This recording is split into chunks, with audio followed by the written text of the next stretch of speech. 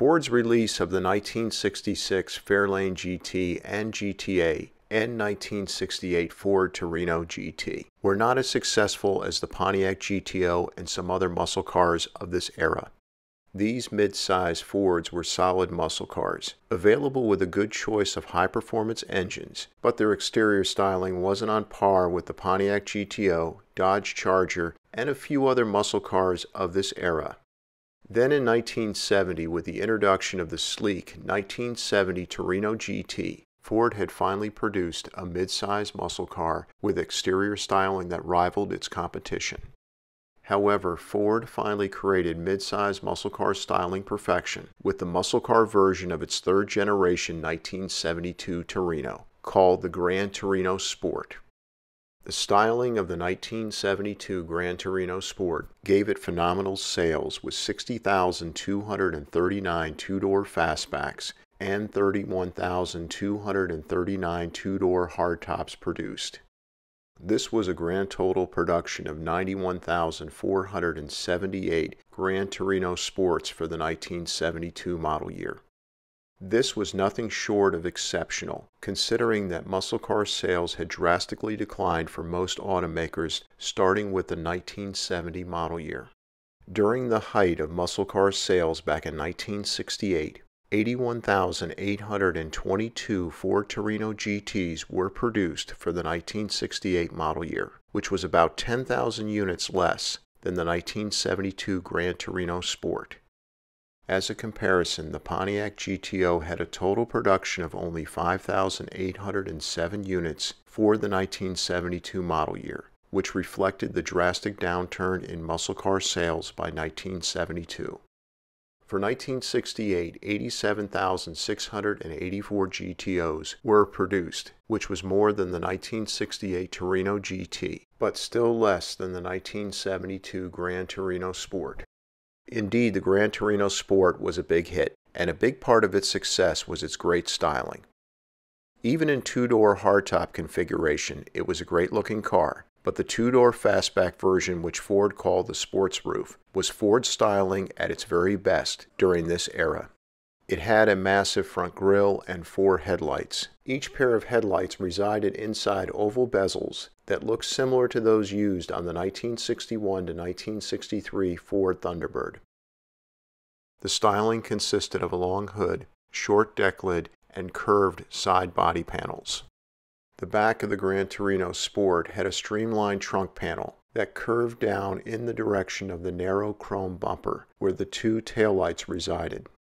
The rear design was more simplistic than previous Torino models. However, it was a futuristic look that complemented the rest of the sleek Gran Torino Sport's exterior styling. The Sport was standard with an attractive hood scoop and available with body-colored racing-style dual-side mirrors.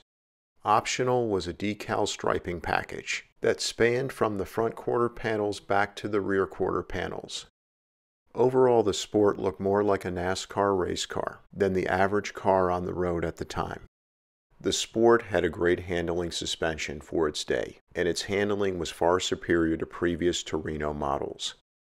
Helping handling, Ford gave the 1972 Gran Torino a 2-inch wider track than the 1971 Torino.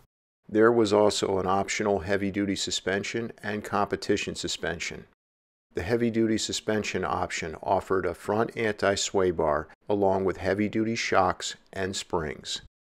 The competition suspension option took it to the next level by having even stiffer shocks and springs, a larger front anti-sway bar, a rear anti-sway bar, and heavy-duty rear upper control arms.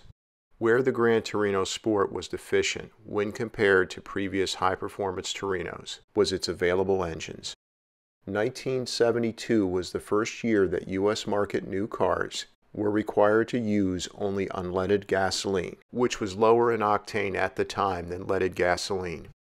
The end result was a considerable drop in engine compression ratios, which caused a drop in horsepower for most engines. Standard in the Sport was a 140 horsepower 2-barrel carburetor-equipped 302 cubic inch V8. The optional engines were the following: a 161 horsepower two-barrel equipped 351 cubic inch V8, a two-barrel carburetor equipped 168 horsepower 400 cubic inch V8, a 248 horsepower four-barrel equipped 351 cubic inch V8, which was also called the 351 Cobra Jet, and a 205 horsepower four-barrel carburetor equipped 429 cubic inch V8. All of these were small block V8s, with the exception of the 429, which was a big block V8. There was an optional cold air induction package for the 351 Cobra Jet and 429 V8, which made the Gran Torino Sport's hood scoop functional. It should be noted that horsepower starting in 1972 was rated in the more stringent net rating system versus the 1971 model year and older gross rating system. This meant that the 1972 horsepower figures hadn't dropped as low as they looked on paper. As an example, the 1972 Gran Torino Sport's best high-performance engine was the 351 Cobra Jet. Its 248 net horsepower rating translated in the 1971 and older gross horsepower rating system to being anywhere between 300 to 310 gross horsepower, which was very respectable.